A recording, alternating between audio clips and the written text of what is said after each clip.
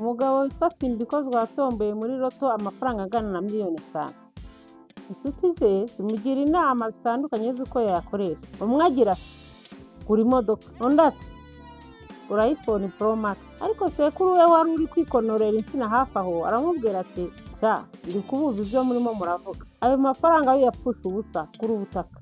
Simbikozwa ahitamo kugura telefone ihenze. Nyuma y'imyaka 2 gusa telefone yari imaze gupfa, ari kwibaza uko yabyifatamo. Ariko cya kibanza sekuru yamubwiraga kugura cyahise kigurwa na mugenzi we wundi, none ubu ngubu kimaze kugera kuri miliyoni 20. Simbikozwa yikubita ku gahanga ati mbega ukuntu nishyuye amafaranga menshi ngo ngure ibintu bitarama. Iyo numvira sogokuru ubu simba nguze ya modoka, iPhone ndetse nkanasagura. Muraho neza mwese bakunzi ba Fortrance 2050. Nishimiye kongera kubana namwe uyu munsi. Ari ibintu bishimisha abantu uyu munsi ariko bikarangira ejo. Hari n'ibindi bisa n'ibidafite akamaro uyu munsi ariko byubakira ejo hazaza buri muntu wese ubyitayeho. Uyu munsi rero tugiye kurebera hamwe impamvu 10 zigaragaza ko kugura ubutaka ari ryo shoramari rya mbere rirambye. Abantu benshi baribaza bati ese kugura ubutaka biracyafite akamaro muri iki gihe? Igisubizo ni yego, cyane cyane hano mu Rwanda aho iterambere rikomeza kuzamuka ryihuta buri munsi. Niba nawe wifuza gutangira gushora imari ariko ukaba ushaka ahantu hizewe cyangwa hafite iterambere ry'ejo hazaza, ushaka kumenya agaciro k'ubutaka mu gihe kiri imbere, iyi podcast iragufasha cyane kumenya amakuru yose ukeneye. Reka dutangire. Nta ruganda na rumwe rukora ubutaka. Ikintu cya mbere gituma ubutaka buba ishoramari rikomeye ni uko butaboneka mu ruganda. Inzu zirubakwa, imodoka zirongera zigakorwa, telefoni nziza zihenze zirakorwa ndetse bazanisha buri munsi. Ariko ubutaka bwo uko isi imeze niko bungana. Mu gihe abaturage bagenda biyongera, hakenerwa aho gutura, aho gukorera ubucuruzi no kubaka ibikorwa remezo. Ibyo bituma ubutaka bukomeza kugira agaciro. Icya kabiri, agaciro k'ubutaka kazamuka uko imyaka ishira indi gataha. Ubutaka bwinshi bwaguzwe mu myaka 5 cyangwa 10 ishize ubu bwikubye inshuro nyinshi. Aho umuhanda mushya ugeze, aho amashanyarazi ageze, aho amashuri ageze, aho amazi ageze, aho amasoko ageze, muri make igikorwa remezo cyose gishya cyongera agaciro ubutaka. Agaciro k'ubutaka kazamuka uko bwije n'uko bukeye. Ubutaka ni ishoramari ridahita rigaragara ako kanya, ahubwo rikura buhoro buhoro bikagera kure.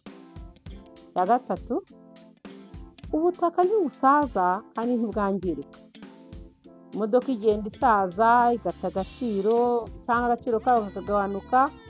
Ibikoresho byo mu nzu, amafirigo, amateleviziyo byose birasaza, ariko ubutaka bwo ntibusaza. Nta maintenance ya buri kwezi bukenera nk'imodoka, nta gusana bikenera nk'inzu, nta gusana bikenera nka televizeri cyangwa se ikindi gikoresho cyose cyo mu nzu. Ni umutungo ushobora kugumana imyaka myinshi nabo ukomokaho akazawusanga ugifite agaciro. Cya kane, ubutaka n'umutekano ku mafaranga yawe. Hari ibintu byinshi ushobora gushoramo imari bigahinduka vuba, ariko ubutaka ni ikintu gifatika kidahinduka. Ubutaka urabubona, urabupima, utunga ibyangombwa byabwo, utanga icyizere n'umutekano ku mafaranga yawe. Impamvu ya gatanu, ubutaka bushobora kugukorera amafaranga mu buryo bwinshi. Muhanga umwe yaravuze ati ubutaka ni wo mutungo wonyine wowe wiryamira ubundi bukabyara. Ibi bishatse kuvuga iki? Ubutaka bugenda bwikuba wowe wiryamiye, atari nk'iduka uhagararamo ukagomba gucuruza. Paka ufite ibyangombwa byabwo, uragenda ugatekana, ugatuza, ugasinzira, bwo bukaba burimo burabyara amafaranga buri munsi.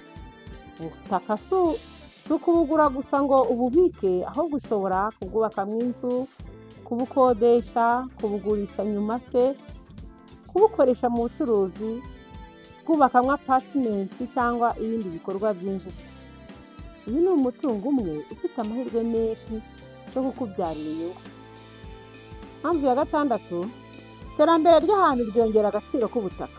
Iyo leta cyangwa abikorera bazanye umuhanda, amashuri, amashanyarazi, ibitaro, amasoko, agace kose kahita kazamuka. Niyo mpamvu umuntu ugura kare ahantu hari kuzamuka aba ashoye neza. Impamvu ya karindwi, ushobora gutangirira kuri make ugura ubutaka. Ntibisaba kuba umukire cyane.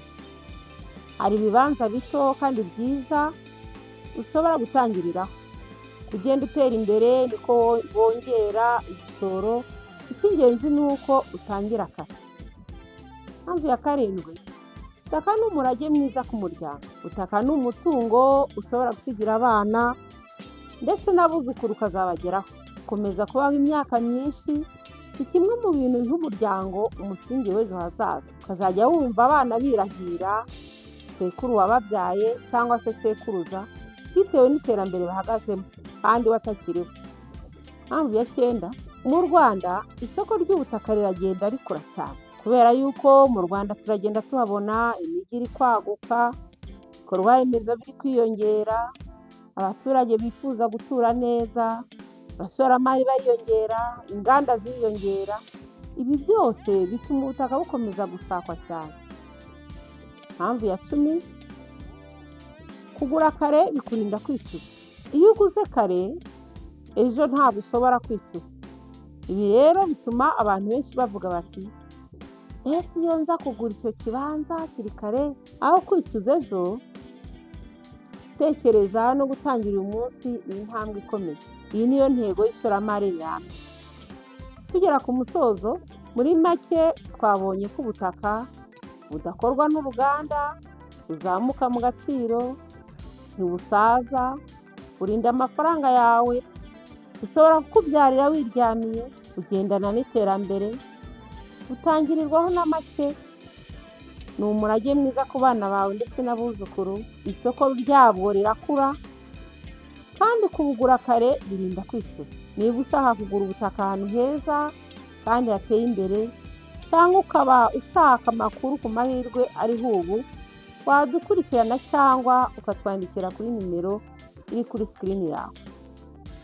Murakoze cyane kuba mwakurikiye iyi podcast. Iyo hari icyo wungukiye muri iki kiganiro, kora like, comment, subscribe ndetse ukore na share kugira ngo abantu benshi barusheho kumenya byinshi ku ishoramari ryizewe. Ntiwibagirwe kandi gufungura n'akazogera kugira ngo ujye ubona amakuru mu ba mbere. Reka tuzongere kubonana muri podcast itaha. Ciao ciao.